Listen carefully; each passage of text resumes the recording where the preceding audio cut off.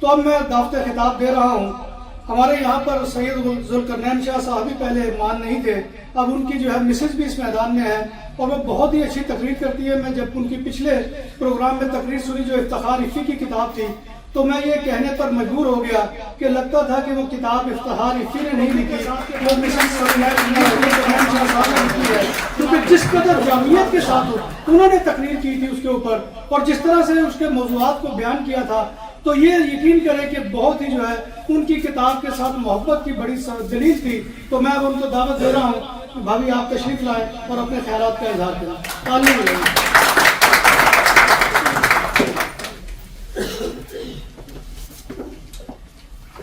معزز first lady صاحب، مراد وزیر صاحب، مہمان خصوصی اور جناب حاضرین، السلام علیکم. میں نے جس دور میں کو سنبھالا اس وقت نہ میڈیا کا دور تھا نہ انٹرنیٹ تھا. ہمارے پاس میڈیا کے نام پر ایک پی ٹی وی ہوا کرتا تھا جو شام 5 بجے شروع ہوتا تھا اور 12 بجے ختم ہوتا تھا. 6 بجے علاقائی خبریں ہوتی تھیں، 7 بجے انگلش کی خبریں ہوتی تھیں، 9 بجے خبر نامہ ہوتا تھا. تو علم حاصل جاننے کے لیے یا خبر جاننے کے لیے 2 ہی ذرائع ہوتے تھے ہمارے پاس، یا کتاب یا صبح اخبار، کیونکہ پی ٹی وی شام کو شروع ہوتا تھا. تو میرے والد صاحب کا وہ ہمیں خود پڑھاتے تھے، ان کا ہمیں پڑھانے کا طریقہ یہ تھا کہ اخبار ہمارے گھر نوائے وقت ہمیشہ سے آتا تھا اور اس وقت اسی کا ڈنکا بجا کرتا تھا. تو نوائے وقت جب آنا تو ہمارے والد صاحب ان کالم جو ان کو بہتر لگتا تھا وہ ہمیں نکال کے دیتے اور اس کی ہمیں ریڈنگ کرواتے تاکہ ہمیں اس کی لغت بھی پتہ چلے اور شاید دانستہ یا غیر دانستہ طور پر وہ ہمیں اس طرف راغب بھی کر رہے تھے کہ ہم شعور کی منزلیں بھی طے کرتے رہیں. اور جمعے کے دن ہمارے گھر میں پاکستان ٹائمز اخبار آیا کرتا تھا اور جمعے سے پہلے ہم لوگوں نے اس کی ڈکشنری کی مدد سے جو ایڈیٹوریل ہوتا تھا اس کی ٹرانسلیشن ہم نے اردو میں کرنی ہوتی تھی. اس طریقے سے انہوں نے نہ صرف ہمیں ڈکشنری کو استعمال کرنا سکھایا بلکہ انگلش کی ٹرانسلیشن بھی کرنی سکھائی. اور 7 بجے ہمارے پہ لازم ہوتا تھا کہ ہم شائستہ زید کی انگلش نیوز سنیں تاکہ ہماری انگلش کی پروننسیشن بہتر ہو سکے. تو شاید یہ ان کی تربیت کا نتیجہ ہے کہ ہم اخبارات سے اتنے قریب ہوئے کہ ہم کالم پڑھے بغیر، ایڈیٹوریل پڑھے بغیر ہمیں مزہ ہی نہیں آتا تھا، ہمارا دن مکمل نہیں ہوتا. تو جب یہی کالم پڑھتے پڑھتے قلم برداشتہ کے کالم تک پہنچے اور سید احمد شاہ کے بیٹے سید خورشید گیلانی صاحب کا کالم پڑھنا شروع کیا.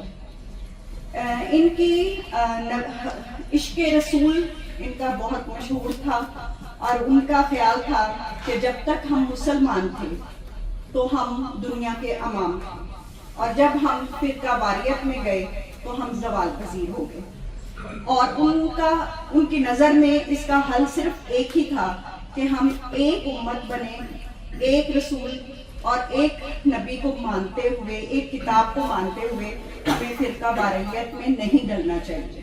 اور دوسری بات کہ جو نظریہ ہم رکھتے ہیں اور جو عقائد ہم رکھتے ہیں ان کو صرف الفاظ تک نہیں رہنا چاہیے، ان میں عملیت بھی ہونی چاہیے. انہوں نے ایک اور بات کہی کہ جو سوسائٹی میں انتشار پیدا ہوتا ہے وہ اس لیے کہ ہر کوئی مجتہد بن جاتا ہے، منصف بن جاتا ہے، جج بن جاتا ہے اور اپنی اعتدال کے راستے کو چھوڑ دیتا ہے، اپنے مقام سے آگے نکل جاتا ہے. اور پھر وہ فرماتے ہیں کہ زندگی میں بہت کم لمحات ایسے آتے ہیں جو جاوداں ہوتے ہیں اور جو ہما ہوتا ہے ترقی کا، کامیابی کا، وہ سر پہ ایک ہی دفعہ بیٹھتا ہے اور جو اس لمحے کو، اس وقت کو گزار دیتا ہے، ضائع کر دیتا ہے تو پھر پچھتاوا اس کا مقدر بن جاتا ہے. آپ نے جو سرورق پہ شعر لکھا اقبال صاحب کا کہ صاحب جہاں میں خورشید کی طرح جیتے ہیں इधर डूबे उधर निकले, इधर डूबे उधर निकले, बिल्कुल ठीक बात है। और उनका जो इश्क रसूल का एक और सबूत है वो ये था कि जब वो बीमार हुए कैंसर में और अलादत की हालत में, वो हर रोज अपने बड़े भाई इरशाद अहमद से पूछते थे कि 12 रबीउल अव्वल कब है, और वो उसका इंतजार कर रहे थे। और इवन कि वो अपना सांस भी आहिस्ता लेते थे कि मेरे सांस उस वक्त तक पूरे हों जब 12 रबीउल अव्वल आए। और फिर 12 रबीउल अव्वल सुबह को उनका इंतकाल हुआ। तो इनकी जो कॉलम थे वो हमेशा से मुझे मुतासिर करते रहे, और मुझे नहीं पता था कि कल को मुझे कलम बर्दाश्ता के इन कॉलम पर, जिनको तरतीब दिया है जनाब कमर फारूक साहब ने, बोलना पड़ेगा। कमर फारूक साहब की एक और किताब थी मन कहीं। इस किताब का असलूब बयान भी उसी किताब से मिलता जुलता है, लेकिन इन्होंने यहाँ पे उनकी किताब और उनके जो कॉलम उसमें से इक़्तिबास लिए हैं, लेकिन मन कही में उन्होंने अपने मन की कही हुई बातें उसी अंदाज में तहरीर की हैं। मैंने उनकी वो किताब भी पढ़ी है और मेरा ख्याल है आप सबको भी पढ़नी चाहिए। दूसरी शख्सियत, ये बड़ा मुश्किल था कि एक तकरीब के अंदर 2 ऐसी मोतबर शख्सियात के मुताल्लिक बात की जाए। तो अबुल कलाम आज़ाद जैसी हमाजहत शख्सियत के मुताल्लिक मैं सोचती थी कि किस तरह बयान किया जा सकता है। तो मैं मुबारकबाद पेश करूंगी जनाब कमर साहब को कि यही वो अंदाज था कि उनकी जो जिस तरीके से इन्होंने तहकीक और तारीफ करके इसको इंटरव्यू की शक्ल दी, क्योंकि अगर ये इंटरव्यू की शक्ल में ना पेश किया जाता तो उनकी शख्सियत के तमाम पहलुओं को उजागर किया ही नहीं जा सकता था।